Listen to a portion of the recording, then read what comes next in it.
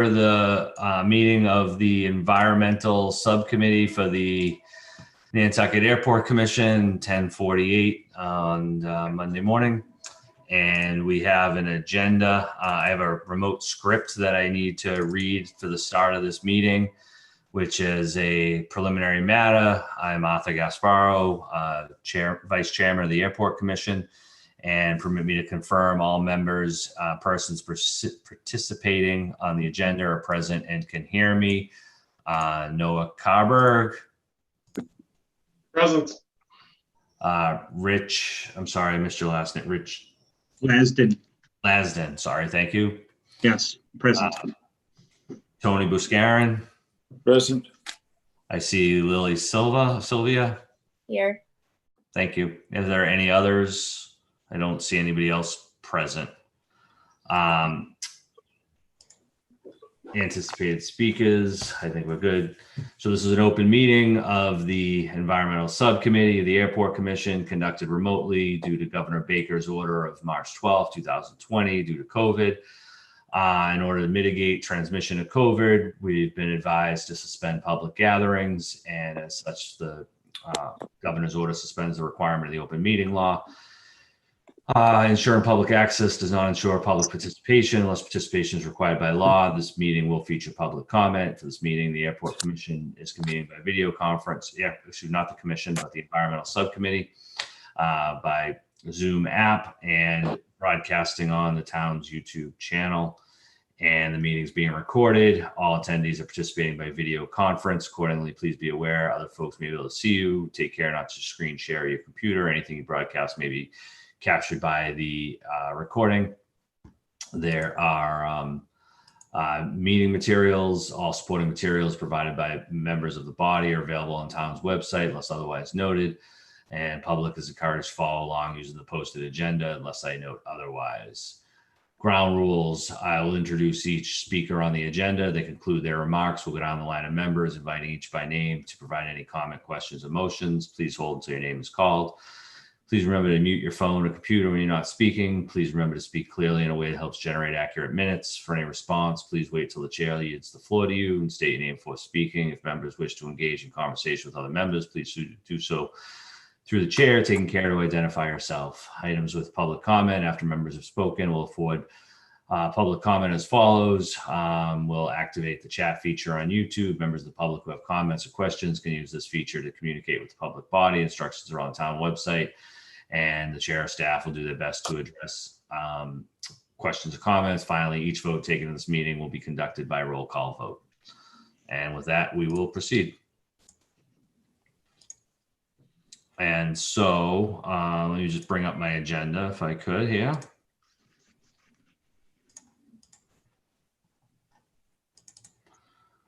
We're going to start off with discussion of PFAS investigation and remediation, and review the draft scope of work with our consulting engineer, McFarland Johnson. And with that, I'll turn it over to Noah first, and then to Rich to add on that. Noah, you want to update us on this? You bet. Thank you, Arthur. So what we have been working on with our on-call planning and engineering consultant, McFarland Johnson, is to identify our 3-year on-call contract as the vehicle for managing our PFAS investigation and remediation response. This has a few benefits. They're a large firm who's already embedded with the airport. As we work on this project, there is a lot of synergy involving someone who is already managing our capital improvement plan and many of our projects to try to find not only synergy in doing the work, but hopefully continuing to draw and put pressure on FAA funds for this project. What I'm working from is a marked up working document of the scope of services that will really direct our current response and lay the groundwork for our next set of responses, how we address our investigation and remediation work. So at this point, I believe the Commission's intent is that this should go through the Energy and Environmental Subcommittee meeting as sort of approval for the strategic direction of the scope, because a final task order would find its way to the commission. So I think it's wholly appropriate for me to try to address these line by line, or I'm sorry, section by section. We have 6 sections on, if not the actual tactical and engineering portion, which we could certainly discuss, but what we're going to be doing and why, and what that says about the commission's efforts. So the first part I mentioned is that instead of the airport dealing directly with a licensed site professional, which is the requirement for Mass DEP, we're managing under our on-call. Strategic response, I believe that really helps the airport through what end up being some procurement and cash flow challenges. We're comfortable with MJ. They understand our procurement system. And I think they bring a lot of value added work to us, especially in working with other consultants. And I think they can even help keep our costs down, opposed to working with them directly. So that's a big underpinning part of this approach. And that's all I have on that point. If there are any questions on why we're taking it this way. No, let's proceed. So the next task is we're asking McFarland Johnson to develop and install the point of entry treatment systems. If and when we find exceedance of 20 parts per trillion of total PFAS compounds, the requirement under DEP is that we remediate. The best sort of mid to long-term solution, assuming we can't get a town water main there, is to install what's called a point of entry treatment system. And this looks like something from a 1950s sci-fi movie. It's a set of tanks and piping and flow meters. There are 2 substrates that can be used in these containers, and basically they absorb the PFAS in the water supply and remove it entirely. These systems tend to be custom designed for each home. So there is some site work that's involved in evaluating the space available, the well pump, the type of media, the number of bedrooms in the house, whether the house is used year-round or seasonally. And then these are designed, and for Nantucket, it seems that these are designed in a one-off scenario. There isn't necessarily the economy of scale we had hoped that we had seen from some other airports. And then they are eventually installed by a plumber and maintained periodically. This includes testing. So this part of the task assigns all of this work to the consultant, as Tom would say, from soup to nuts, from design through installation.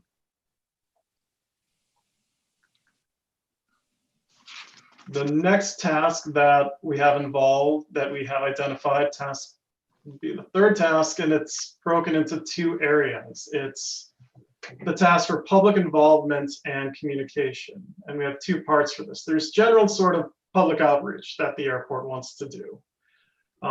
In the COVID environment, we've identified that we want a website to help distribute information, coalesce documents, and bring them to the public. This also happens in addition to the letters we've taken that have been more of a one-on-one basis between the airport's representative and the individual homeowners via letter. So this will be a completely open and public-facing process.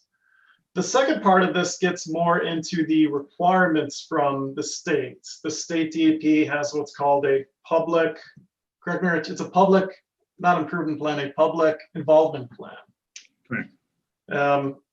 In shorthand, DEP references this as a playbook, and it's a very prescriptive approach to how the airport should hold public meetings, who the airport should involve. If you're familiar with the state bidding laws, I think it's a parallel. They want to see that those actions are taken. We're also holding room for possibly, on one end of the scale, a very detailed, very involved public meeting that might also be an open session of the airport commission meeting. This might still have to be done virtually.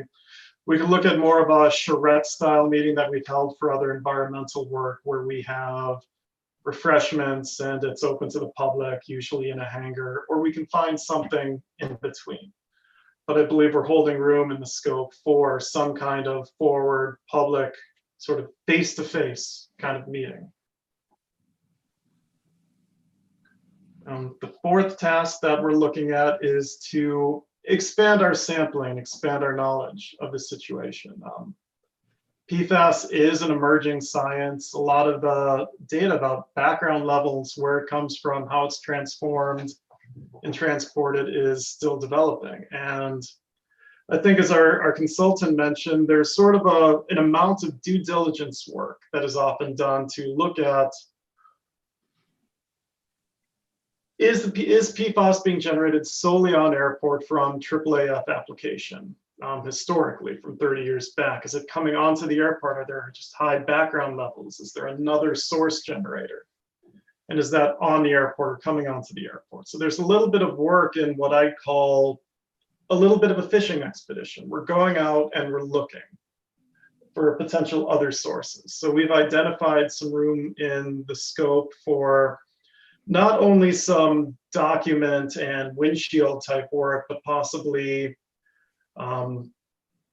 installing more groundwater wells at different locations in the airport, or utilizing other well networks that might already be in place on the island.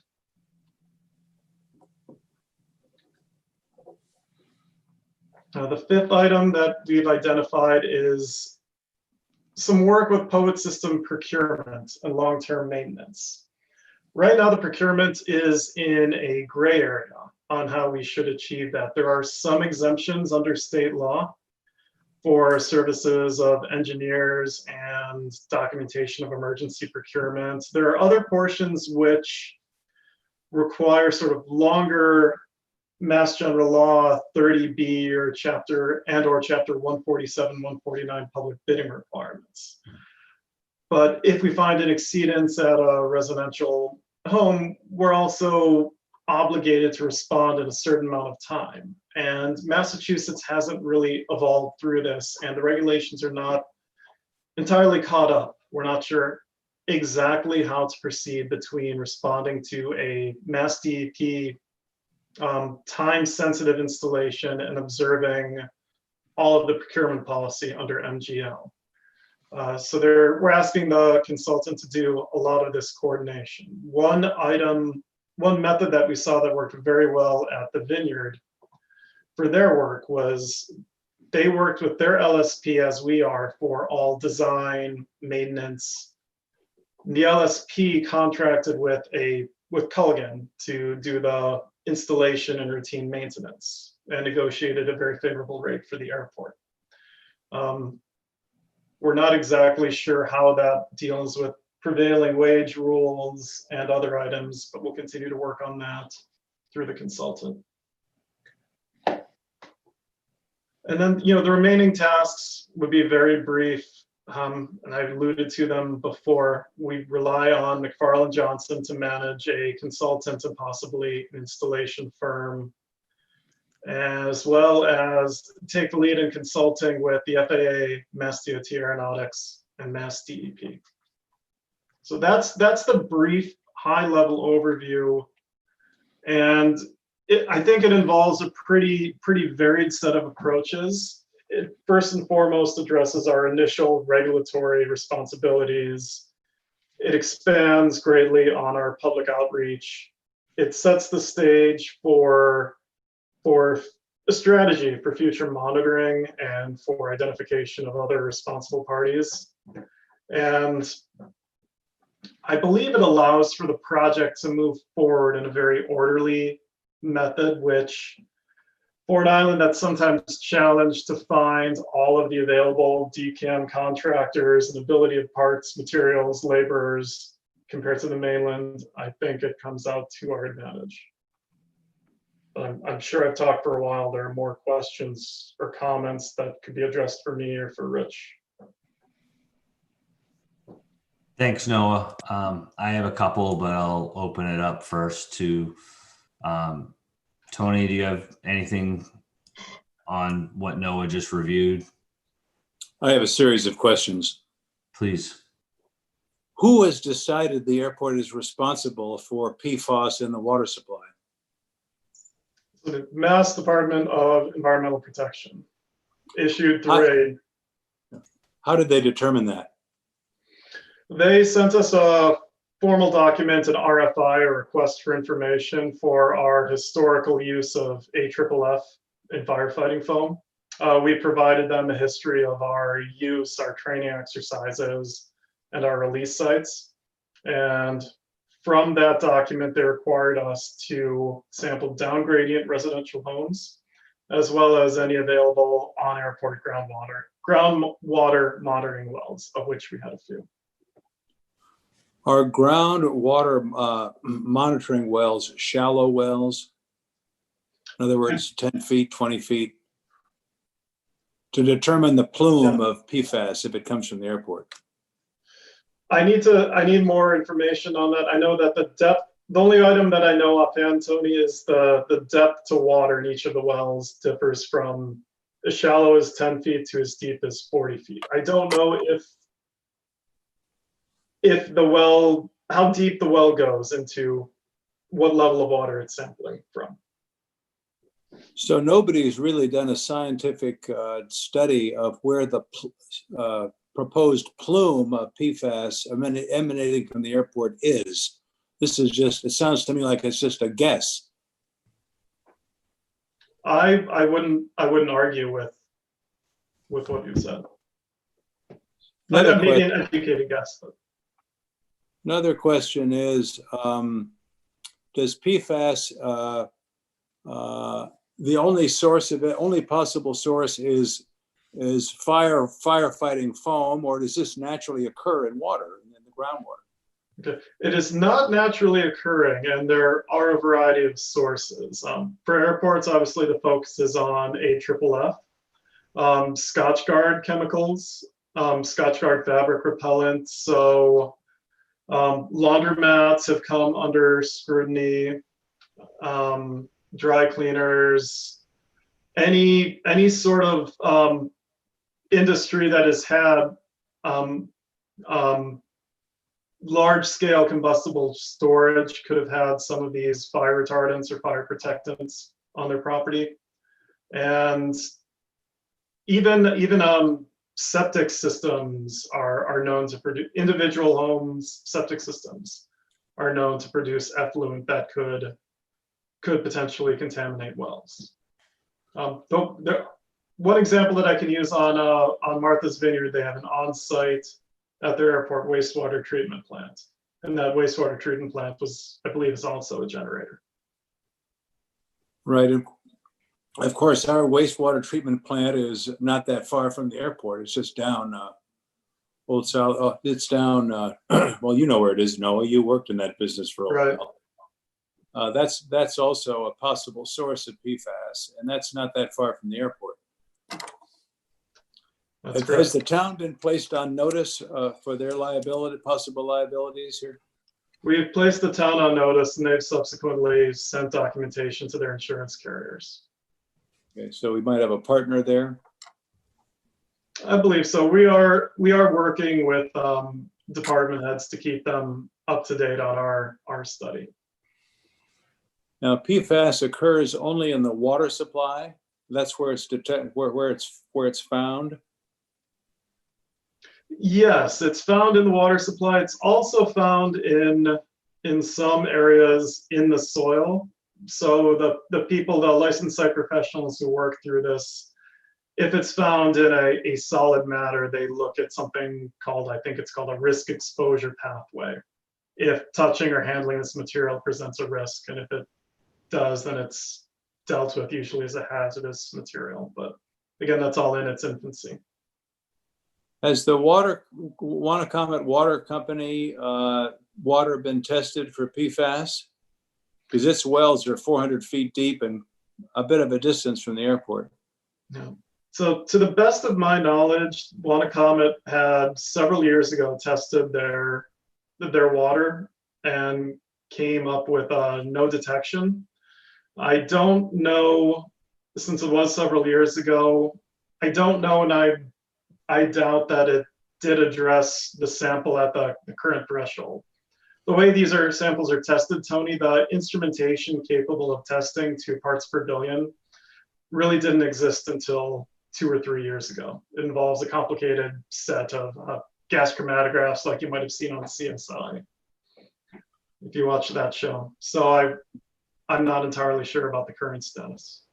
Wouldn't it be of interest to us, since the danger to the public appears only in the water supply, apparently, and I don't know what danger there might be in the soil. There may be no danger to the public in the soil. Maybe the only danger is in the water supply. Wouldn't it be interesting for us to contact the Wannacomet water supply and see what their PFAS situation is? If it's 0, it would seem a cheaper remedy would be to have people make sure they're getting their water from Wannacomet and not from a shallow well. Agreed, and I think oftentimes bringing town water to affected private wells is the longest solution with the most efficacy. So it would appear to me that this is a fairly, obviously the airport can be a source of PFAS, but I think the remediation effort, it seems could be very broad spectrum. In other words, we could involve the Wannacomet water company. There's a lot of other things we could do besides just placing, individual remediation devices in each house, which seems to show up with PFAS.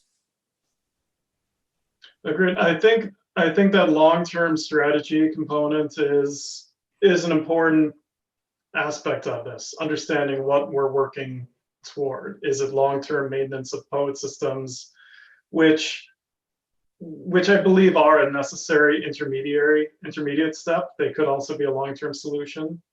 But the other long-term solution may just be jumping to town water as soon as possible. I say that like it's easy. I don't run the water company, but. Yeah, I just hate to assume that the airport has liability exposure here when there are other sources of PFAS in the water supply, and or remediation could have many solutions aside from the airport pumping in tons of a lot of money. Yeah. So, and I think that's a good point. If we're talking about giving Mr. Lasden a strategic direction on the scope, if looking for and at other off-airport sources is a strategic priority because of the PRP aspects, I think it's important to remember that unless we can prove otherwise, this currently is, for lack of a better phrase, this currently is the airport's problem until we can show that it isn't. So if that's a strategic direction, it's one we can emphasize in the scope. Well, I think we could certainly take a look at the source of PFAS. Also, it seems, 20 parts per trillion seems like a pretty minuscule amount of PFAS. And is this a carcinogenic situation? I mean, what is the damage done to human life from such a low level of PFAS? So I tend to defer to the state DEP's guidance that has more detail about the lifetime toxicity and the suspected target organs. The comment I can make is 20 parts per trillion is a very low amount. I think the example given is 6 or 10 drops in an Olympic-sized swimming pool. But the lifetime exposure, sort of the chronic condition, is the concern from the health authorities. Sure. As an action item, I would want to know before we start seeking a lot of money to remediate this situation. I would like to know how many parts per trillion are in the Wannacomet water supply deep wells. Does that pass muster? I can look for that information, either through Rich or through the consultants. I know yes. I don't think we could hold any of our immediately required work for that information, but that information should be easily available. Tony, And also, yeah, you go ahead, Arthur. well, just in response, I'm going to share my screen quickly, which shows you the location of the existing water mains. And to your point, I think for considering potential remediation, if it was to be served by town water, then, presumably the airport would have to pick up some portion of the cost of the extension of those mains out to, along probably the side of the airport and out to Maddox-Sham Valley. And then with respect to the concentrations that may exist in the town water, if we were to start from a point of a basis that it's no detect or not of meeting threshold of concern, then clearly that would be one of the remediation options. But as of right now, there's the area that is projected to be impacted as a result of the current groundwater plume or flow direction are all served by private wells, which, are drawing water typically from that 60, 80 foot depth where the screens are, compared to the deep water wells that you referenced for the town water. So at such time, if they, currently are all served by these shallow wells, I don't know that, and I would think that the Wannacomet water, given that it's so widely publicly distributed and from a source upgradient of the airport, is probably free of the PFAS. But I don't know right now how we would, short of a multi-million dollar water main extension type of a project, I'm not sure how that really helps us. So let me see if I can, here we go. Can you see my screen now? No. I cannot. I gotta double click it. Oh, there we go. How's that? Okay. I see it. All right. So the blue lines, this is just the town GIS, but the blue lines are the existing water mains. And so, sort of by the ARF building at Evergreen where it terminates, we'd have to be considering some kind of a project to, extend down Monahans, probably around the runway and out here, or come through Bunker, and around this way to serve this row of homes. And then I think there's also some question about whether if there's any contamination due to the airport or due to other sources, which is part of the discussion, that would exist along this line. So I think the extension of the water lines, like I say, that would be a very, very expensive proposition given the limited density or number of homes. If there's another way, such as the way that we've been proceeding so far with the installation of the POET systems at a cost around the $20,000, as I understand it, per residence, even if you've got, where that balance comes out to ultimately be less expensive for a water main extension. My gut is that you'd need a higher density of homes to be served, but at this point, I don't know that we have all the information either. So as far as the current scope goes, that's before us for consideration. Is that better? Back to me. I think that we're on the right track of pursuing the POET systems over a water main extension.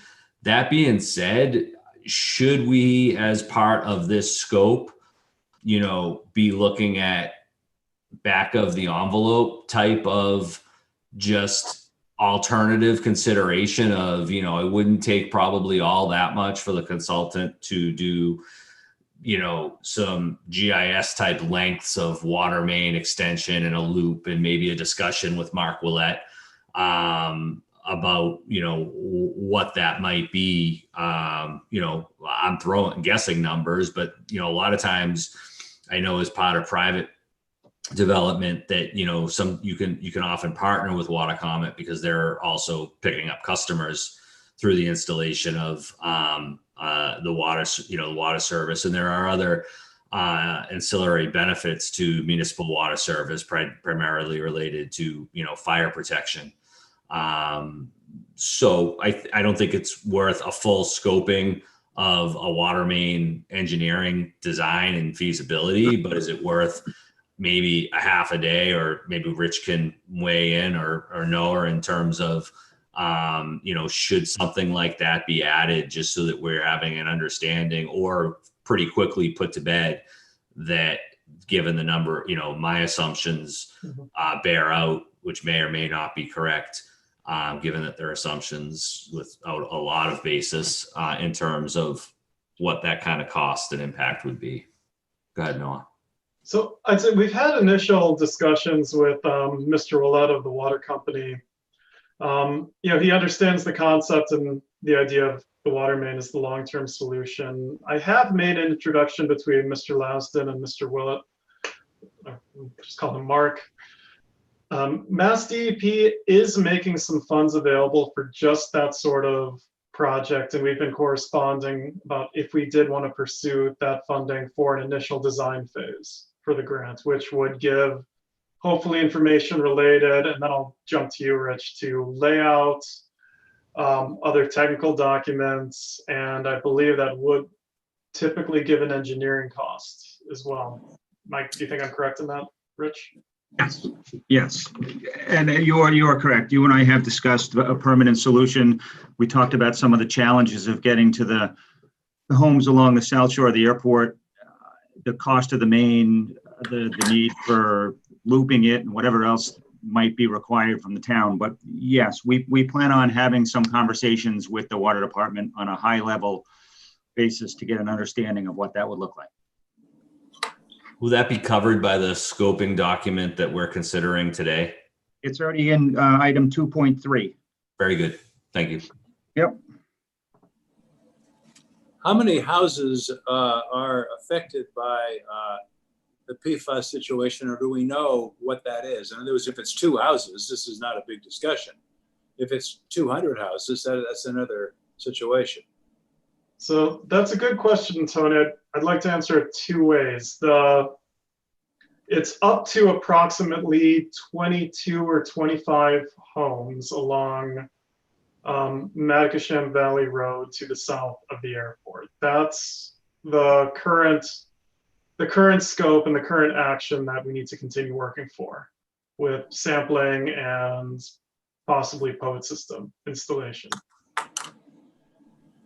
Yes, those homes along the bottom there. And that's the regulatory component. That's what has been required by Mass DEP. The airport is free to, I'll keep with the fishing analogies, the airport is free to cast a wider net. The guidance that I would give is, at the end of the day, we do want to make sure what we do at least has the hope of being reimbursable.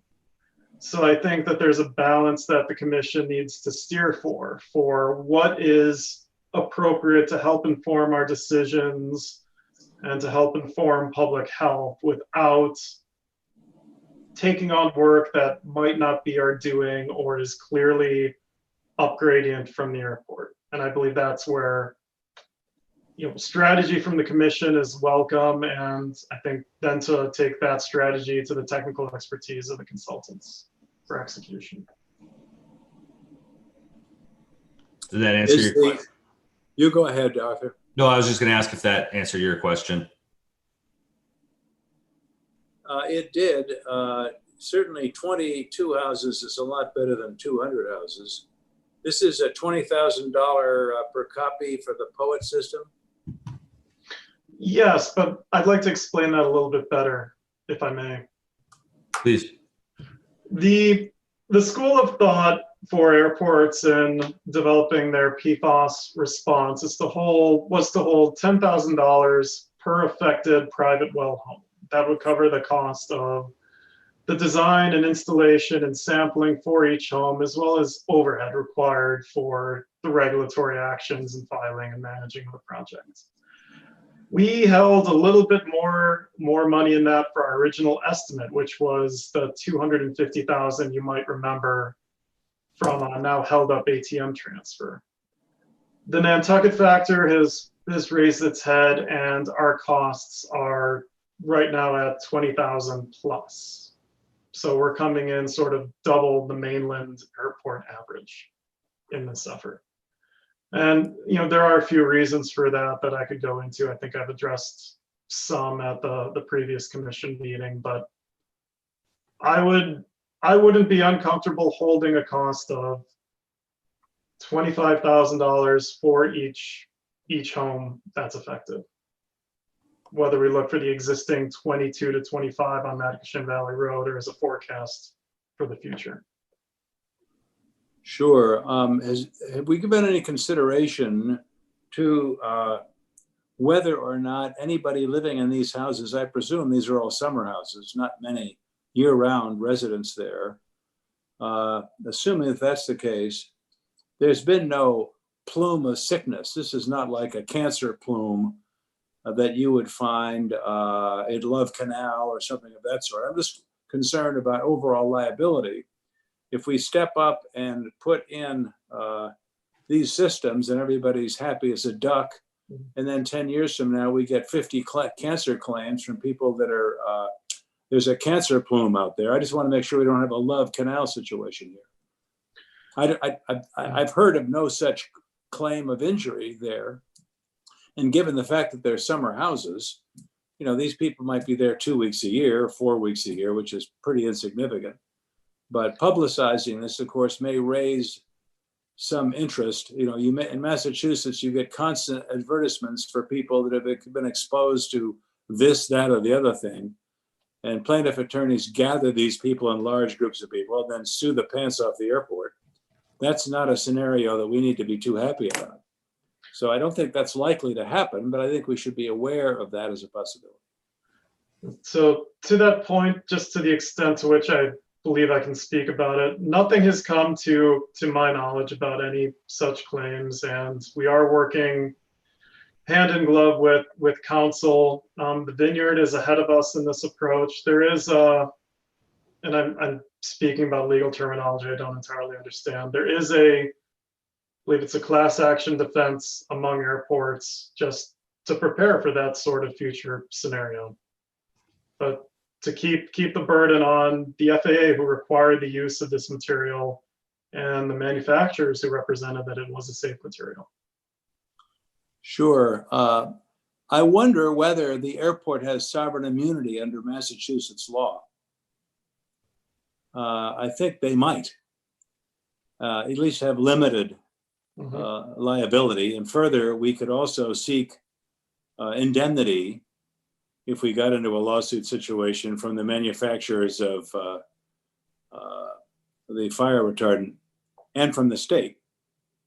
So I don't know if we want to look at that, but probably a fairly remote concern. But I think our counsel would certainly know whether or not, since they represent airports in the state of Massachusetts, whether there's sovereign immunity for that or not. So I think that's a question we might want to ask our counsel. They don't need to research that. They ought to know that. I'll make a note and have that done.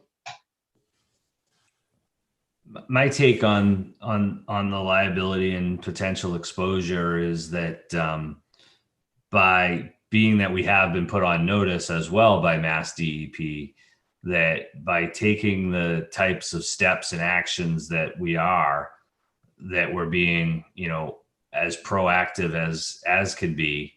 And, that's why we should continue down, this road. I don't even know that it's necessarily an option to not, given the notifications from DEP. I think it gets to the next question, or the bigger question, though, of do we look further than the minimum required? And in doing so, does that become a positive defense because we did, more than the minimum? Or let's say that a claim is brought in the future by an adjacent landowner in an area that wasn't studied, and that there's a claim that you should have reasonably known to look in this area. And I know these are some, this is a kind of a broad-based discussion, but I think it's a good idea to have it now. Which gets to, I feel like we've adequately covered the Matacasham Valley Road side of things. There's a limited number of houses. Let's say our exposure is in the $500,000 to range to remediate that, and it's kind of done. You've had very high detect levels there. I think that given the test results that have come back, you just have to. I feel like we just have to proceed with that, and in doing so, have established a positive defense for future claims. Which gets to the two other points of potential offsite generators and being sure, or as labeled in the scope, is it PIP? That, we need to, and I think, Tony, you started with this. How do we know, that the that these contaminants are, were sourced by the airport, and why should the airport be liable? I think, again, the Matacasham Valley, when you just look at a map, the way it's due south of the airport, due south of, in the groundwater gradients, essentially in that direction, of your several different discharge sites. I don't think there's a lot to really argue about there. I think we really need to proceed with making every effort that we can. Again, I don't think we can force somebody to install one of these, but I think back to your defense is that if you've offered it and through consultants and through council, it's been refused, then that's out of our control. And we want to make sure that that's well documented and been done correctly, which I have full faith and confidence in the staff and consultants and council to do that. So I feel like that's, and I think that this document covers that.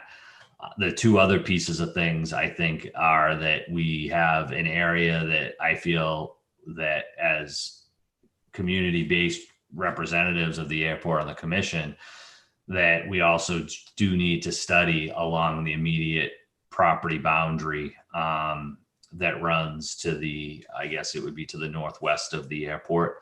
And how do we go about trying to look at that in terms of the monitoring wells for potential other generators, as well as potential contamination and what comes of that.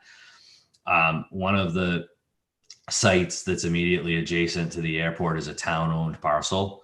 So my suggestion would be that we seek permission from the town to test that well. I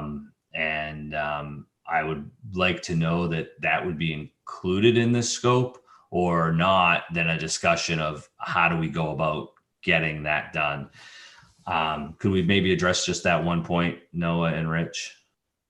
So I think it's a very appropriate, given a collaborating town entity, that we bring this to their attention and seek their permission. And we will need to seek their permission, but I think that's a good starting place. And I don't necessarily see that. I don't necessarily see any issues with that starting right away, at least for the notification and the access agreements part. We should be able to finalize that under our existing scope with Weston as it winds down. So I think it's a good idea, and I think it's one we can support quickly. If there isn't room under our scope that's winding down with Weston, we can direct it to Mr. Lanston to prioritize. Tony, do you agree with that approach? Absolutely. I think that's great. I think we should do as much testing as we can do within the ambit of the possible claim, or at least the instructions from the state. I would test as much as we possibly can around the airport. Of course, as you get further north, you get into the area of where you can hook up to the Wannacomet Water Company, which I think is another bit of relief. Another small concern is if we notified the homeowners along the south of the runway, the ones that are most that we've already tested, if we've notified them of the higher concentration of PFAS in their water system? Yes, there are very many and very strict notification requirements, and all of that communication has been documented through MassDEP. Through our licensed site professional. But what about the homeowners? Are they aware of it? Yes, the communication has been with the homeowners. And is there any kickback on that? What's the result of that notification? So there have been a range of responses. Some have been very positive, and some owners have worked very quickly and very diligently to help us and help the consultants with the process. Some homeowners have been, understandably very upset about what was uncovered, and have made that known to us and have made that known through council. But they have also, for the most part, allowed access and cooperated with us to work through this. There is a small group of homeowners who we have made contact with, but who have elected not to allow access, not to communicate, and to make their own decisions regarding the project. They do not want to be part of this study. And in those cases, we have worked with our consultant and DEP and council to document exactly that. We've made contact, we've provided the information, we've offered certain items, and they have elected not to take advantage of those. At the end of the day, for those homeowners, Tony, only the state has the ability to force compliance and force access for testing. So that for those homeowners, that's an issue between the state and the homeowners. Okay, thanks. And just to be clear, the homeowners that you're referring to are the so-called MVR 22 houses south of the airport. Correct. And I'm sorry I keep bouncing around between the number, but single properties, some are cottages. Depending on how they're listed, some have 2 separate wells, some have 2. But those are the properties. The Maddox-Sham Valley Road properties are the properties who have been notified. Correct. And it's not all adjacent or immediate abutters. Correct?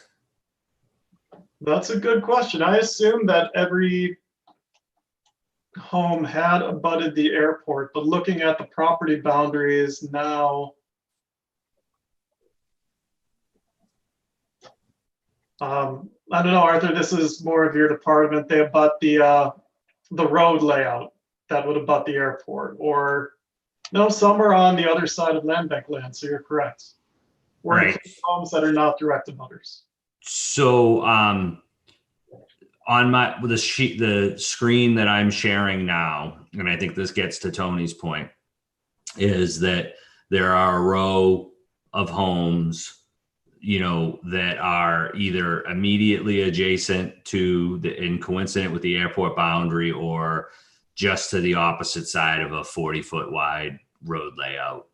And they're in the 2 of the discharge sites, Tony, were here, the runway 6 run up area, and then the south ramp. Now, do we have a responsibility to these owners to put them on notice and or be testing those wells? I think is the discussion that I really wanted to have at this level with the commission, with the subcommittee, because I do think that there are concerns from both sides of doing so. If we have reasonable knowledge to believe that there's a potential for contamination, then I feel like we have a responsibility to at least start to investigate or put on notice these owners that the other test site on MVR, that we're undergoing this investigation, and that we don't know that there's a problem there based on groundwater flow. There may or may not be, but given the I think what I would consider to be reasonable limits of adjacency to known discharge sites, I'm concerned that to public health of our friends and neighbors and community members, and the other being liability exposure in the future, back to your point, where you may have had reason to know and didn't take action, and whether that would have been covered by some of the other legal premises and concepts that you've mentioned, Tony, I don't know, but I do worry that there's a potential there. And, what would it take to examine that? I guess is part of the discussion. And should we? I think we have an absolute duty to do exactly what you suggest, Arthur. I think given the discharge sites, and I appreciate that, I didn't know that, but now that you brought that up, I think we clearly have a duty to notify and test wells in an expanded area to the west of the airport, as you suggested. And I think we ought to get going on that. Noah, what is the furthest most north discharge site on, say, the west or northwest side of runway 24? Would it be the ramp? Furthest north discharge site would be in the approach for runway 24. Up in here. Up in there, where the interior perimeter road crosses the extended center line. So right about there. Yeah. Okay. So I guess the question becomes, what should we be thinking about for how we proceed with an expanded, what would be the limits of what what we propose to test? And again, I think this is a subcommittee level discussion, right? This is to try to work this out and to come up with recommendations. I don't think that we have the ability to say, go do this, nor should we without further guidance and counsel.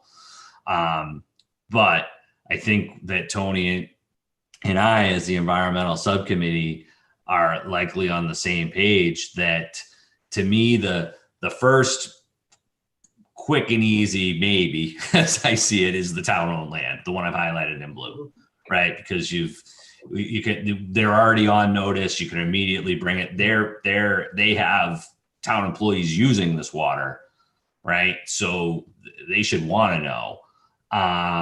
And I would hope that could proceed, very quickly. And then how would we go about scoping to include this row of properties, say, that runs from, I don't know, I guess we'd have to figure out where to start. I think it would be best to start at this property because you have town water here, right? So that's already essentially remediated. And then you start here. This is the church property. for lack, I don't know what else they have all the ceremonies and whatever here. I question whether should be a public water supply well anyway, that given the congregation that goes on there. But to say starting at 42 Monahans and running for a row of properties that runs down to say like here, what would it take to scope notification study of those properties and not go further, not go to another row, because if you get a non-detect and don't find any problems there, then I think you've done your due diligence. Mm-hmm. So at the same time, I still think that as part of the other scope, we're just looking to see what might be there. We're not accepting liability for that. I think you have to also be looking at the casting the net back to discussion related to the additional potential sources and groundwater, direction and where we put in some of these other wells. But I really feel that it would be, given especially the concentrations that you're getting here, to not tell these people that that's happening over here or look at it. It doesn't feel right. You're absolutely right, Arthur. We should pursue that, I think, with some dispatch. Realizing, of course, that we were looking at a number, we could easily be doubling the number of it in terms of exposure to the airport. But I don't know that should be coming from an environmental subcommittee and concern the underlying, premise of why not to proceed with the collection of data. And this might end up being that, look, you extend this water line, there may be a split solution to the remediation in to some extent, right? Which would be sort of your phase 4A or something at this point, right? But it might be that this is a reasonable extension of your water line, to some extent, maybe to here, the end of Monahans, and then, you poet system some of the other ones. But I guess how do we go about the question would be, how much would this expand the scope that's before us right now? And maybe we're going to need two scopes, one that includes this other work, and then the one that has this, just what you have it now. And then we have to bring it to the commission for discussion. Like I said, I think that this is, there could be a recommendation from the subcommittee, but there can't be definitive action, being respectful of the commission as a body. Yeah. So the way I would address it, Arthur, and I think it's easy. I think it's well accomplished. I think it's perfectly valid for the subcommittee's interest for us to direct Rich to reach out to the DEP, because this should be done with DEP's knowledge. You generally don't want to send them samples from an area they don't know you were sampling. But through Rich and through the LSP, they should reach out to the DEP with this exact strategy and say, here is the commission's interest. What do you think about us sampling these homes? And they will work out and they will look at probably a parcel by parcel basis. I think the appropriate part for this scope is to include items for the community outreach, for the access agreements, for the public relations, and maybe for the sampling itself. The sampling isn't a high dollar amount, and let the results of that sampling inform what would actually be a second task order at a later time. And the second task order would deal with items such as, if there is contamination found, what is the likelihood based on the aggregated knowledge that this would have come from sources on the airport? And then that scope could address things like bottled water or poet systems. But hopefully in McFarland engaging the LSP and the DEP in the planning effort, the outcome of that would already be known. If it's found on this parcel, would the DEP consider it an airport responsibility or not? so that I agree with that, but so that I'm clear, are we looking to, when you say that the current scope for public outreach, does that include these properties, or is it specific to the Mattoxam Valley area? No, the scope would have to be added to identify X number of properties as determined by MJ, LSP, and DEP for a future round of, how this is done, Arthur, is direct certified mail to bring it to their attention, Right. bring them access agreements, but to cover those logistical and communication steps. More of a 3B kind of outreach and communication than a 3A. Well, I guess I don't mean to nature. belabor this. I'm a little bit confused by this, all of this current document that's before us. It seems if it's not going to include these properties, this is all directed to the properties that we've already notified. Or am I confused? Well, I think we're arguing the same point. I agree that I'm just going to call it the Monahansa group for clarity. Yeah. I don't believe that this scope outlines work to be done on a Monahansa area. I believe it's just outlining general work in Mattoxam Valley Road. I would ask Mr. Lasden to scope out a portion to include this level of Monahansa. That would get into this document to be revised before it's adopted? Yes, and I would anticipate, and Rich, it's your document, whether that would come under 3B or a different task to identify that. So I just a point of information. 3B is the requirements specific to the public information plan. If a group of people request 3B, you don't have to do 3B unless I think it's 10 citizens or a member of the government asks for 3B. Otherwise, you'd follow 3A. Just a point of information. So- But either way, the plan that we put together, this scope is draft, Mr. Chairman. So we can, as we talk today, we can add and modify it to include the area west of the airport. Mm-hmm. We can also, we talked about doing additional monitoring wells during this discussion. We can say up to 10 additional monitoring wells to be installed, and we'll test up to 20 town-owned wells. This is what this conversation is going to sort of finalize for us. So we have the ability through this discussion, or if it needs to go to the full committee to finalize that, we absolutely can modify this scope. I think that would be helpful. Obviously, we don't want to expand it to such a point that it becomes, that it's more than we need to do. So the delicate balance there in terms of additional wells, I think that we do need to start to look. I looked on the scope in terms of where some of them were proposed, and that might need a little bit more work as well. Sure. To make sure that let's cover it all in this one, I think PFAS, so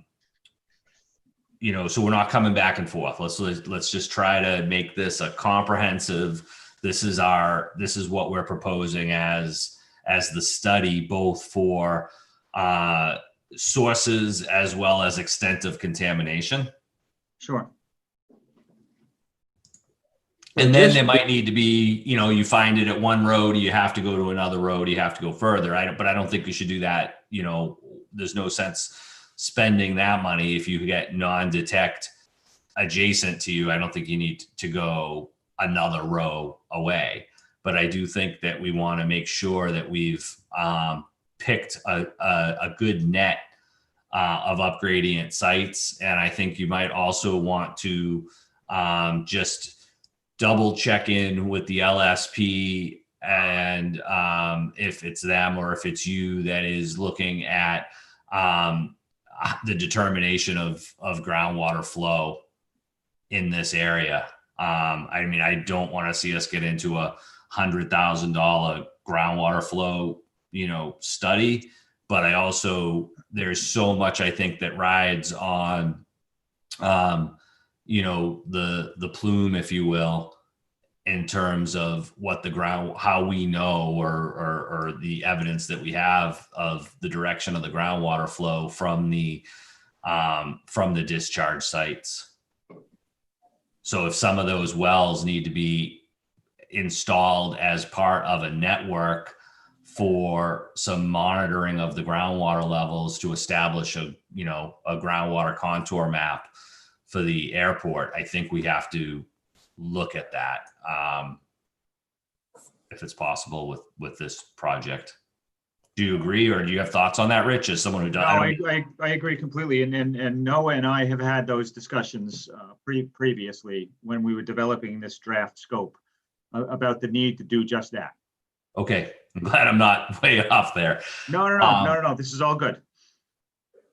Okay, and then do we have, in terms of, you know, you have industrial sites and operations that are happening, you know, in this area. And so in terms of, you know, setting your base type, you know, monitoring wells, I presume you've got, you know, you may want to have some to the north and some to the south here. But I'll leave that to you and the LSP in terms of what kind of a well network you're going to need to draw conclusions that can be reasonably relied upon. Yeah, some of the wells that are on the airport, and correct me if I'm wrong, Noah, but some of them no longer function. So some of them in this area, Bunker Road would be reestablished to get some information in there. And then if it's the parcels across the street from Bunker Road, that would be an access agreement because those are private property. So as we develop the gradient map of the groundwater, or as we will definitely be going, and as we've discussed already, upgrading of the airport is very, very important to help us understand the background levels on the island, if there are any, and what they are. Very good. So should we leave this PFAS discussion, and we have other agenda items, though? I mean, this was obviously a big one. And are we comfortable that a revised scope could be prepared in order to be considered at the July meeting? And is it something that the EE subcom, you're going to need us again, or can you distribute a draft document far enough in advance of the meeting, like a week or something, that if you know, Tony or I had concerns, we could reconvene? Otherwise, hopefully this discussion was enough. When would you like another draft by? Noah, you? Yeah, so Rich, working backwards, our next commission meeting is the second Tuesday in July, which is, sorry, bear with me. Yeah, I'm trying to do the same thing, but. Which is the 14th. Yep. My preference would not be to hold a separate subcommission meeting just because of the timing of a few of them. I'd like something by close of business on the 6th to distribute to the commission, to my sub-commissioners, especially for their comments. Sure. Does that work for you, Rich? Yes, absolutely. Tony, anything else you'd like to see added to this, or thoughts? One quick statement. It is no defense to liability that the Mass, Department of Environmental Protection didn't advise us that the plume might extend beyond where they suggested. I think we have a clear legal duty to investigate where this plume is around the airport. And I just, that's the only direction that I would give to anybody. And if we find out that there is PFAS in excess of 20 parts per trillion in that first line of houses, we have an absolute duty to go beyond that, as Arthur already suggested. So that's just the only thing I have to say. Very good. Thank you. I'm in agreement. Moving on then, we had a discussion on the agenda. Let me stop sharing that. On the agenda, the other item was to discuss the capital, the EIR. And let me just make sure I've got the topic right here. Posting. Sorry, one second. So South Apron expansion. The one of the concerns, Rich, I don't know if you're aware of this or not, probably through Noah, but that I raised. Oh, I think we at our meeting, maybe I did. Yeah. That it was clear to me that the limit of disturbance to be studied in the EIR was not coincident with that boundary did not encompass the potential mitigation berm. Okay. And so I had two things I would like to see if, or at least have a discussion about is, and Noah had some concern whether that would be funded if it was to be studied. So whether we need a separate proposal for the commission to consider for the same level of environmental work, understanding or hoping that there'd be an economy of scale for that to happen at the same time. Okay. And then in general, related to the environmental potential impacts to be assessed or studied related to the ramp expansion, it did not seem to me that those included noise emissions or lighting, that there seemed almost squarely on natural heritage related type environmental impacts and maybe stormwater. Okay. But I wanted to have a discussion in case I'm misunderstanding that, and to the extent or scope that those potential other, which I see as absolutely environmentally related impacts to this expansion project, are going to be analyzed. Okay. And if I'd like to follow on that, if I may, Arthur. Please. I think the direction the direction we want to give you, Rich, is to obviously maximize the opportunity for FAA inclusion of these items when possible. Okay. But I believe if it isn't possible or wouldn't be possible, the commission would want a proposal to study these on and at our cost. Okay. I will review the scope and get back to you on those particular items. I have a quick comment. Yeah. At present, I oppose any expansion of the South Ramp because there's no cost-benefit analysis. In other words, if it costs $20 million to extend the South Ramp, how much money is the airport going to get as a result of that, and when? It seems to me if it costs $20 million to expand the South Ramp and we have a net negative gain, a net positive gain of $100,000 a year or $200,000 a year in fees, that might not be worth throwing that much money at such a project. On top of that, Arthur, of course, is focusing on the environmental issues, which are not minimal. So I think before we start spending a ton of money and investigating all of that, what's the cost-benefit analysis look like for the next 20 years? Say if we got this done 5 years from now, what's the 25-year projection on the amount of money we're going to get out of that? My view is that it's a far better policy just to increase the fees. We have people here that are flying in turbine-powered aircraft. I don't think they care whether the landing fee is $100 or $1,000 a day. I don't think they care. So I think we have other ways of capturing that income without pouring a lot of concrete here. If I may, I think a great way to pair your interest, Tony, with some of Arthur's interests on environmental work. McFarland Johnson also does our PFCs. They have a financial accounting arm that also does on-call services for us for rates and charges. They built the model for us for our crew quarters development. They could certainly be tasked with that cost benefit or rates and charges information. And in addition, to look at what the value is, would be, or could be for parking, for taking into account various components, whether it's, no engine, push out only, something that would monetize the operational concerns that most might have noise benefits.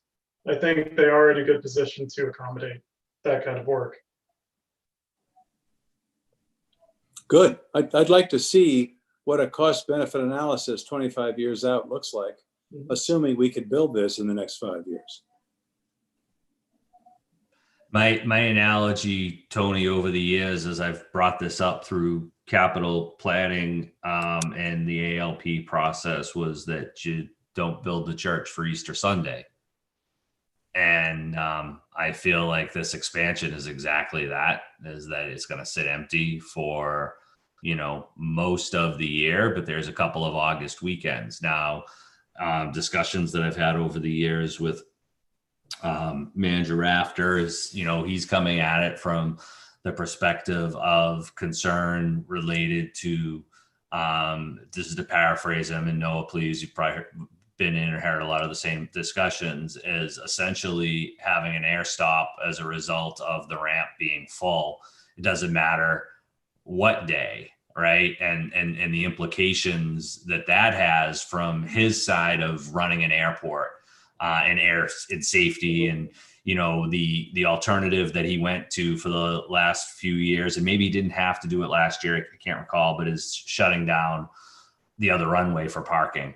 And I found that personally to be, I thought that was a creative and good solution, but I'm also not running the airport.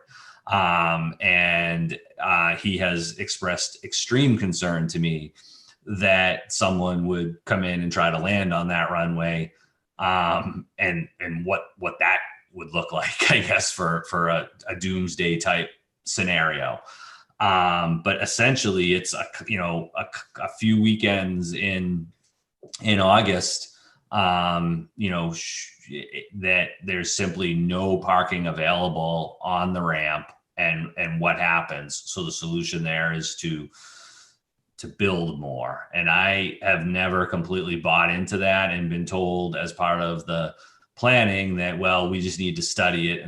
And then you get into the mentality of previous investment where you've already studied it and you're getting this grant money. So let's build it. And I feel like we're at the point right now that there needs to be, the study finally done. We've kept it on. We can hopefully find a way that these studies can be funded, which, I think is also part of the question. And unfortunately, sometimes drives what gets studied and what doesn't, sort of like the noise mitigation type berm, it wasn't included, may not be funded. Well, sometimes I think the airport has to, and understanding we're in,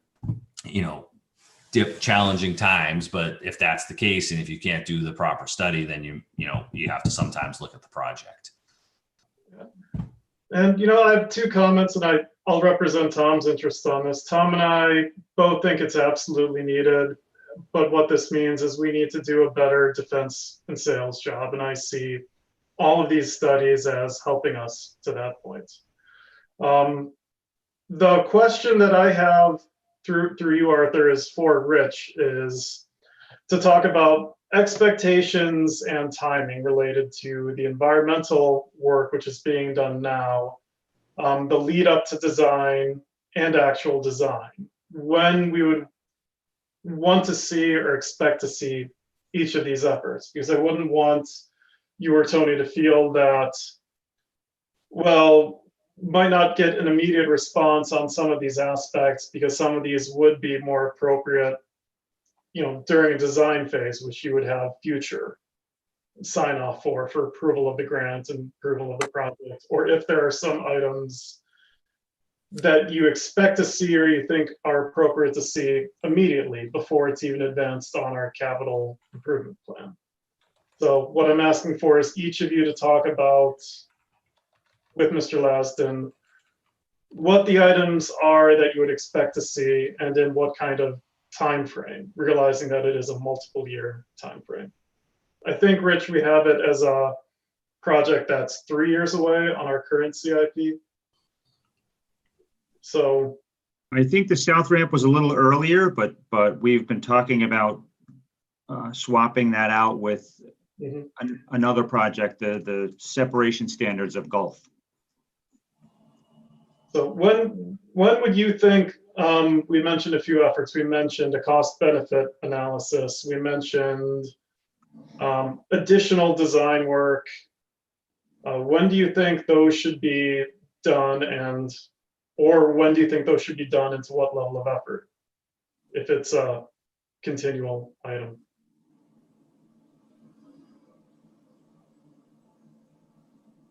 Well, I'd like to see the cost benefit analysis done first. You know, if there's a compelling case to build this economically, and it's going to mean a lot of money to us, I'd like to know that. My impression is that the cost benefit analysis will show it's going to cost a vast sum of money to build that, considering where we are, and the cost of taxiway Echo. That's going to cost millions of dollars, and that we've got 4 weekends where this is important. So the cost benefit analysis, my guess, is going to show that it's not worth doing this, even using other people's money. And being somewhat conservative politically, I don't like to just throw a lot of government money at something just because it's free. So that's my feeling about it. I'd like to see the cost benefit analysis come first, so that there's a reason to do this, rather than go into the in-depth into the environmental issues which we may confront going down that direction. I'm in agreement, though my concern, of course, is that the way everything's been packaged together in terms of the EAEIR and the other projects that are impacted by that. And I think we have to have that discussion, whether or not that, this portion of the project isn't wrapped into the EAEIR so that the other projects can move forward on that, on that basis. Is that something? I'm also, wondering from our, I feel, back to Tony's point on the cost benefit and the need for that apron expansion, and operationally how, for safety improvements that, airport management, feels it's needed and fully supports it. However, are there other alternatives for the use of the other runway that could be for parking, that could be done in a way to improve the safety of that type of an operation, right? Alternative. So, is it larger X's? Is it more redundant notifications? Is there a way to mitigate that risk, to make that a more feasible alternative to this kind of expansion? I think as part of a cost benefit that you have to consider those alternatives. And understanding that, wind direction factor, that it's none of this it's all dynamic, and I think that makes it also difficult. But related more to the short term and the push for the environmental work that needs to be done related to the other more pressing projects, should we be considering removing that project from the current environmental scope until that other work can be done? Okay. May I just want to say one thing. I'm sorry, Arthur, but please oblige me. Yeah, no, I just had 2 calls and a series of emails come in about, even given the size of the aircraft that utilize the airport now, we just had an aircraft to aircraft incident, looks like yesterday. These were between 2 large, just taxiing around on the existing ramp on its existing size. We usually don't share, this level of detail, but last night at 6 p.m., looks like Latitude made a left turn and ran into the tail, wingtip to tail of Looks like a small Embraer, maybe a Legacy. Again, this isn't being driven by aircraft volume. It's being driven by the fact that aircraft volume, even if it stays the same, the aircraft are getting bigger and bigger and bigger. So not having the space is affecting us now even. Yeah, I mean, the spacing, without a doubt, you don't have to be an aeronautical expert to stand at the fence and, see how tight, that operation is. So that being said, I do think we want to look at it. I understand, why it is being proposed, whether I completely agree or disagree. I think that if it's going to go forward, we absolutely need to make sure that where we as an airport commission have looked at the potential, fully looked at the potential impacts and have some mitigation strategy.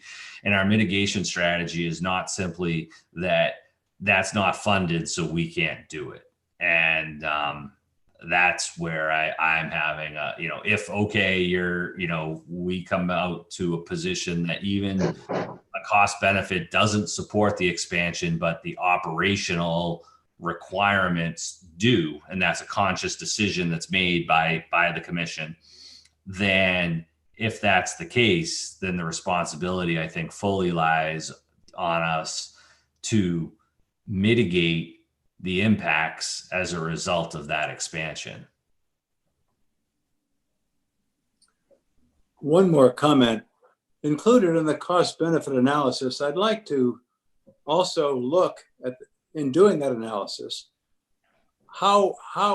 what flexibility we would have to increase landing fees or parking fees for aircraft that want to park there during high volume weekends. In other words, if I were running the world, I'd say put in a bidding system for the 6 weekends where we have a problem, and you can, if you want that space, you can bid for it a week in advance, and that would give us lots of income. I don't know that we're able to have that flexibility under the rates and charges regulations, but it would seem to me on a straight, free market basis, if we have valuable space, we ought to be able to rent that space for a higher sum during periods of high demand. That just makes sense to me.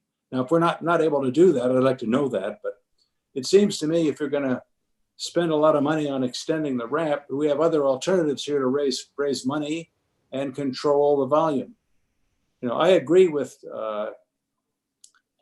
Tom and with Noah that parking airplanes on the other runway is a dangerous thing to be doing. There's always some knucklehead that might try to land there, and of course the wind direction is a big factor there in deciding to do that at all. So I understand the safety limitations there, but in the cost benefit analysis, if we could just take a quick look at, can we raise a lot of money by selling that space at a premium during the 6 weekends where it might be important? So that should be included in the cost benefit analysis. I can answer that if you'd like, Tony. McFarland Johnson did prepare a spreadsheet to support our rates and charges development. The short answer is yes, there is space to include an increase in landing fees or ramp fees. I believe our rate basis is $3.13 per 1,000 pounds landed weight.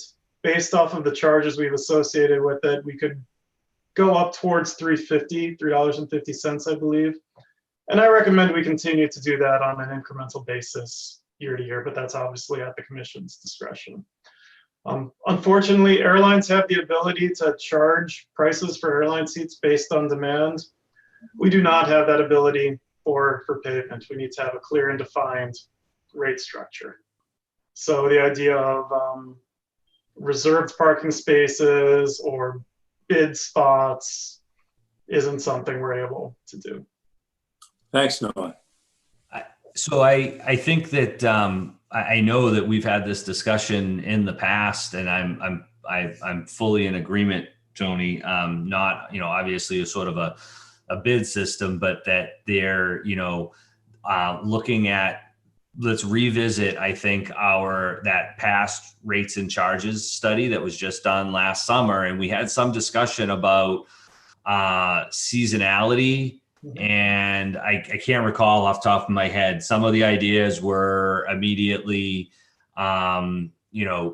said they wouldn't be allowed. And then there were some others that I thought we had decided we were going to look at further with time, including, whether there could be a slide, a greater sliding scale, or knowing that the largest jets take up more, both have greater impacts, because again, the rates and charges there has to be a clear nexus to the service provided, and that, but that they take up, say, the room of two other jets, of a certain size.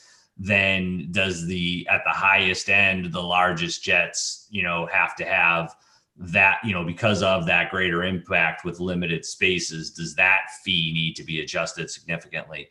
The other thing, Tony, back to the comment in terms of, they'll pay more. We do have to balance that with that we're dealing with corporate operations now who are likely to, raise some concern with certain fee structures.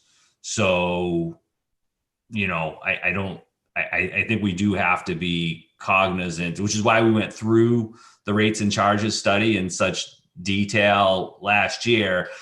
I felt like we used that somewhat, and this may be a little bit of field of the environmental subcommittee, except that it is related to this agenda topic.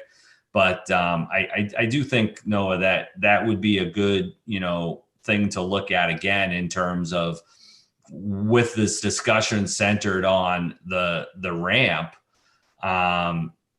and back to rates and charges, and understanding that, one of my ideas had been, if in some way that there were charges that were generated by the ramp that were able to be dedicated to mitigation strategies, such as the purchase of GPUs, or, where there's a direct correlation to the fees that are collected and the ramp use, right? So that it can't just be, how can that possibly be structured? And, we may need to be somewhat on the cutting edge of some of this stuff. I don't like to be in a position of inventing the wheel and perhaps the challenges that might come along with that. But we're faced with a very unique situation on Nantucket with the fleet mix that we're now encountering, the available area, the costs of construction, the seasonality, and we've got this little perfect storm that I think perhaps could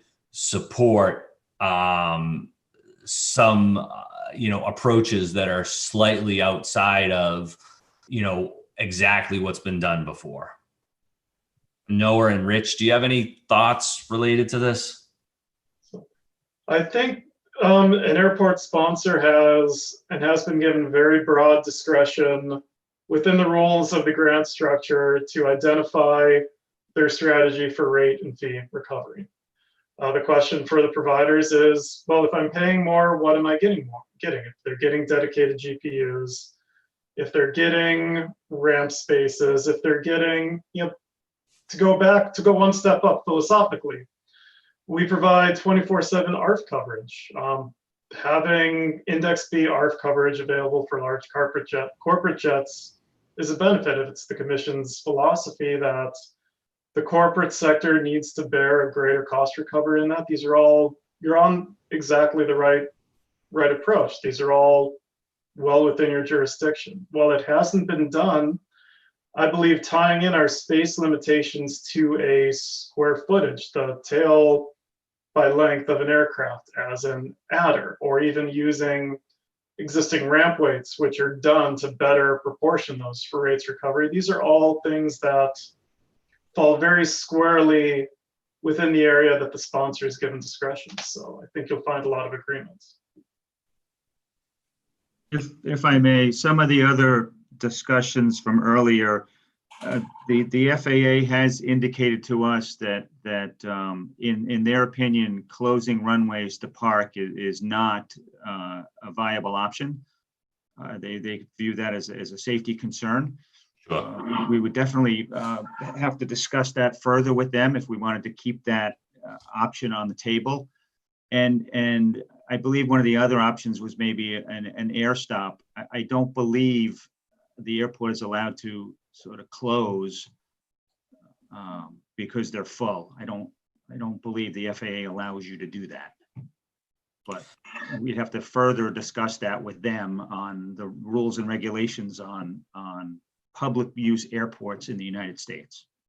So to the point on the runway, parking, I agree. I don't see us, that really being a viable alternative that's going to get a blessing, and maybe it probably shouldn't. And Tom has been, on the right track for that. Air stop wasn't anything that I proposed. It was my understanding what happens when the ramp is full, I guess is the question, and maybe I misunderstood. So let's say we don't build the additional ramp. What happens? And it's full. Go ahead, Noah. I'm pulling up a presentation I put together, Arthur, for a public meeting, and I believe I have that exact answer. You can share the screen, or do you have that ability, or do you need me to, if you find it?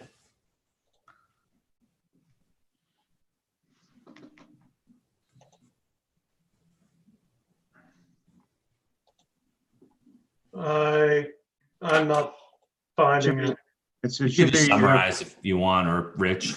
across the bottom, across the top. It should be a green square. It says share screen. There we are. Thank you.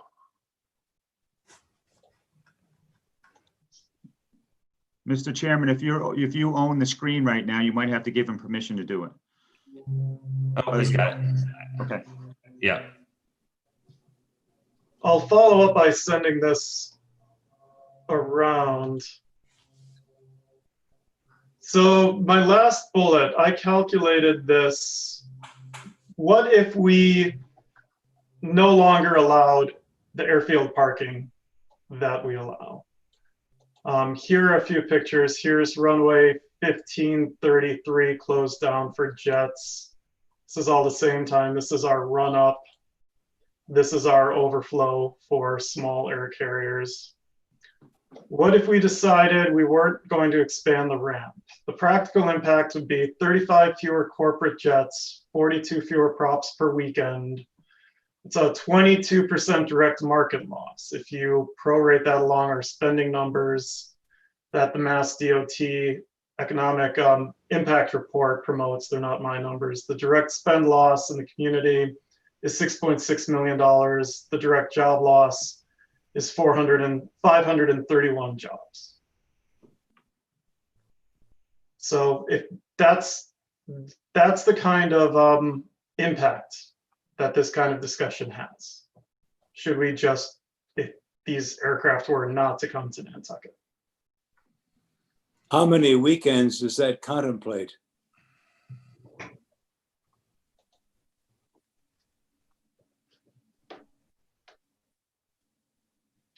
I don't want to drag you through while I look for the slide, but I believe I calculated 8 or 10 in this analysis. Okay. It would have been related to the high season.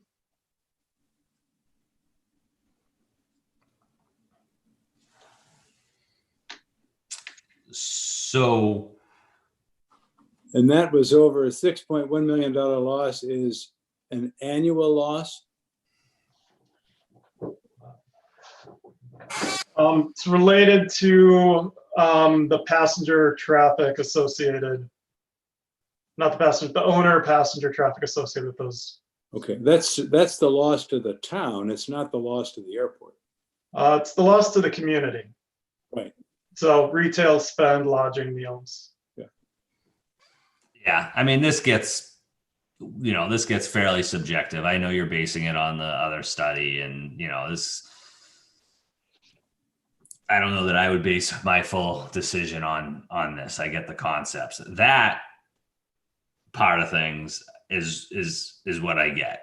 Is the related to safety impacts and from that side of the operation. But again, that gets back to airport management has decided how many jets that you'll park at what spacing, and that in order to maximize utilization and provide, I think, the greatest level of service to the flying community, as well as to maximize the income, right? And that, I think, is something that, of course, could be discussed. You could increase your separation distance, decrease your utilization, your capacity factor, then have the impacts of, while you're increasing safety, you're decreasing your level of service and your income.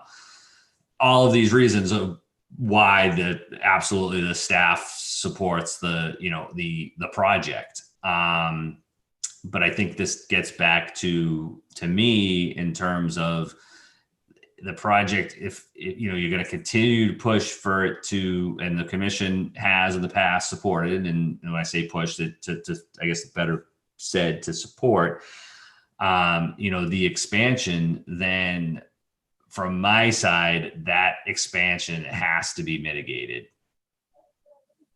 That's and just the answer that that there's not funding for mitigation. That's where I feel like this falls apart. Is that if it can't be mitigated, then it shouldn't be built. If it needs to be built, then it has to be mitigated.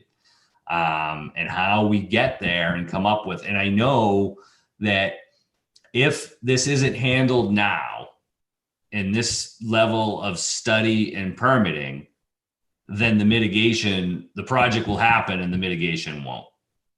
So I feel like it's our responsibility as from the environmental subcommittee making recommendations to the commission that if the project is going to proceed, then it has to be subject to these cohesive terms that, I guess maybe I'm trying to look for the right word, but in other words, that for example, you've talked about tow in and tow out. Well, that needs to be a codified policy tied to the agreement or the vote to move forward with the project, so that it can't just be something that it was something we wanted to do, but now operationally we can't, or that we're going to use GPUs. I wanted to bring up, I stopped yesterday and observed the operations for a while, and I didn't see a GPU used on any, I maybe I missed it, but it's a Sunday afternoon. There's a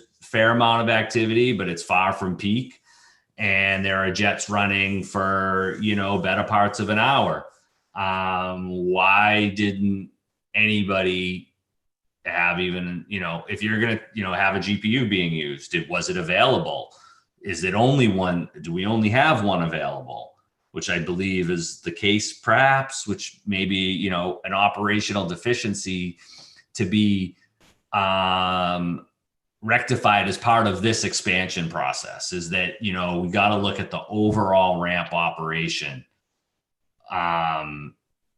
including the expansion, because I don't think you can separate them. Am I right, Noah, that is there only one, and who decides if is it only on request? Is it recommended? I mean, why doesn't it get used?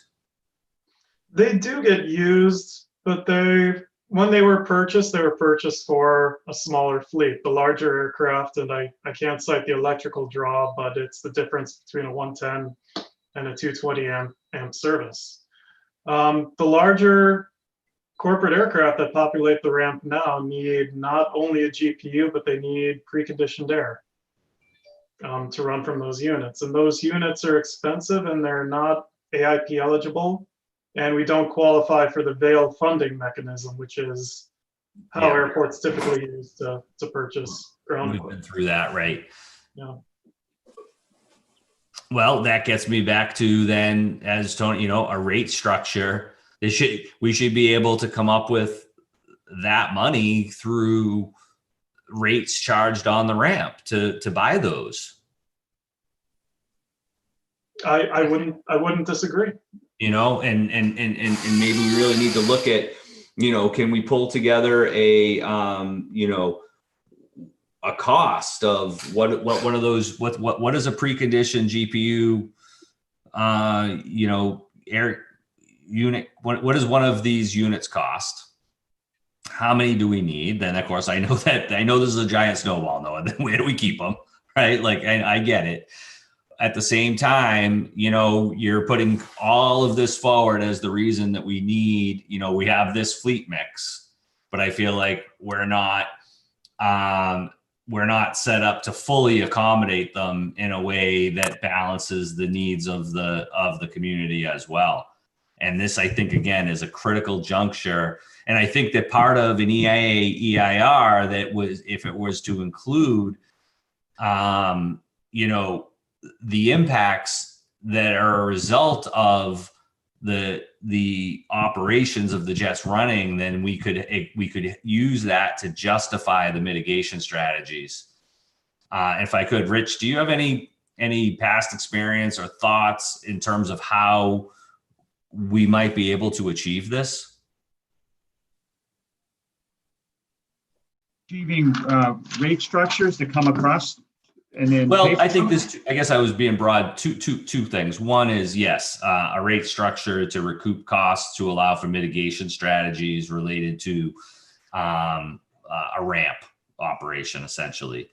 And two, through environmental studies supporting, such mitigation strategies. I see it as conditions of an environmental permit, for example.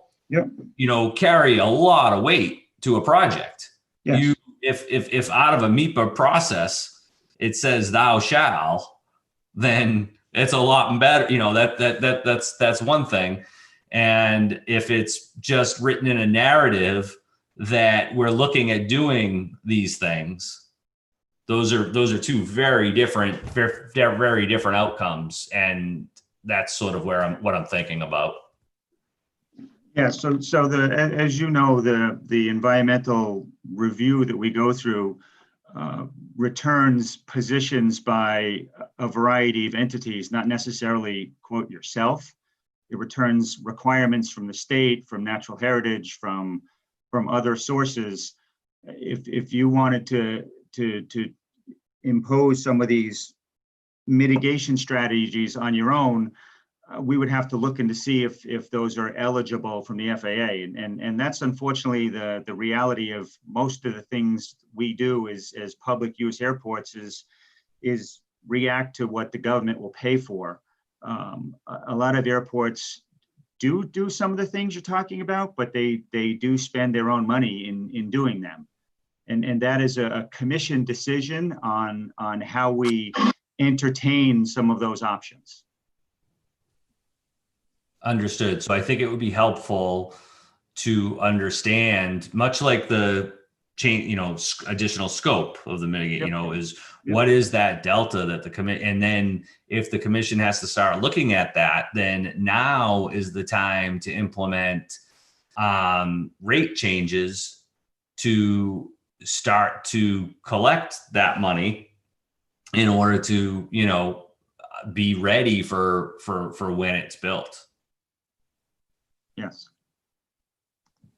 As well as some kind of a sliding, gradual increase scale, those types of things that are, again, we're having this big discussion, and it's not that it's lost on me that we're serving the flying public, right? Like, it's not that I don't want the jets to, the airport to be used. It's not that at all. It's that I want to be sure that it's done in a way that balances the impacts of what's especially when it comes to expansion. I will say in line with that, I know we've talked broad-basedly about should we keep the ramp expansion in the EA or not. And I will just sort of speak out loud that if we keep it in the EA, obviously we have flexibility in the future, do it or not. But the project is a couple of years down the road. After the EA is complete, the first thing out of the EA will be the permit required to build it. So if at that point we decided we don't want it, at least we've got the study done. So we have sort of 2 more bites at the apple on building this or not, and keeping it in now, I guess maybe doesn't hurt us to keep it in. Well, I'll play the other side of that because I know that all too well. Yep. That then you have the permit to build it. We've done all the studies. We've done all the permitting. We're good to go. Understood. So Yep. That's why I know that we're at this critical juncture right now where I'm trying to discuss, what can get included now with the studies so that when the permit's issued, it's not, well, we got the permit just for that says we can go ahead, and that it's one that truly balances, and considers impacts whether funded or not. Okay. Sure. I know what you're saying, that the environmental permits are permissive and not obligatory. But okay, I think we've gone on quite a while here.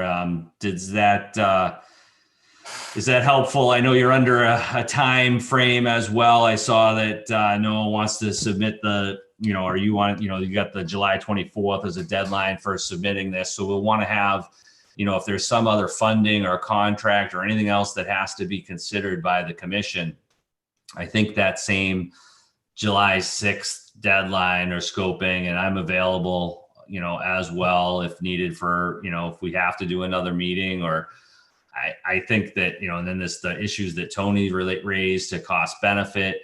I think there's a lot around this, you've got a lot of projects in the EA, EIR. I think they're all fully supported from what I can tell, especially based on the presentation at the last commission meeting, by the way, Rich, was great. Thank you. It was very helpful. I think that it, really was the best snapshot that we've seen, not to be repetitive what I said at the meeting, but and I think other than this project, which again, from a community, you've got to be ready from the other side of this, of a front page type of article. The airport doubles the size of the jet parking, and doesn't do anything about it. Kind of a balance, that there's another perspective that has to be considered here too, I think. Okay.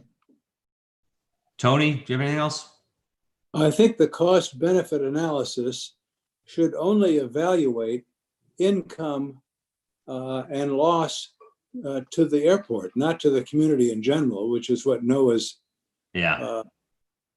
publication addresses. So it's just dollars to us rather than dollars lost, and how those dollars can be recovered by increasing fees.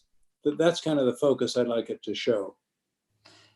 And I agree. And I also think that, back to the screen share, if you would, real quick. I was just about to reference it, because it's that this graph that you just showed me is one of the most, in one snapshot, it shows the change from 2004 to 2018 in the fleet mix.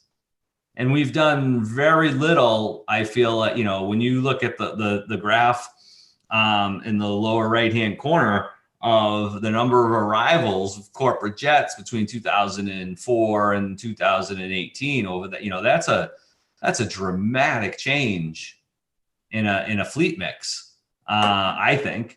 And you say it's not more traffic, it's bigger aircraft, and that's to the point, right? Is that it's it's a change in the composition of what we're facing, and those bigger aircraft have greater impacts. And I think that we have to start to look at how we're handling that from and I get that there's only certain things that can be done wheels up, but then how, or as an airport, are we handling it on the ground? And a lot of it gets back to they're running over there unmitigated, this kind of a fleet mix. It was never like that back in 2000, as you could see in 4. You did not, it was what your noise study showed, and what is the airport, going to do about that, I think is the question. And now you want to expand that so that the reach of that impact, goes further. I really would like to see us work on this. That's all I have. Tony, we good for now? Yes, I'm all set. Thank you. All right. I think we'll, Rich or Noah, do you have anything further? No, I followed up with a copy of this presentation. If you do not receive it because it's a larger file, please let me know. Lily will follow up with the posted meeting materials as well. So it's a public document. Perfect. All right. Thank you all. I appreciate your time. I know it was an extended discussion, but I do think it's probably good to do this so that, we can give the full commission the synopsis as well, and hopefully end up at a better place. Good. Thank you, Arthur. Thank you, everybody. Thank Bye. you. Noah. Bye-bye. Bye-bye.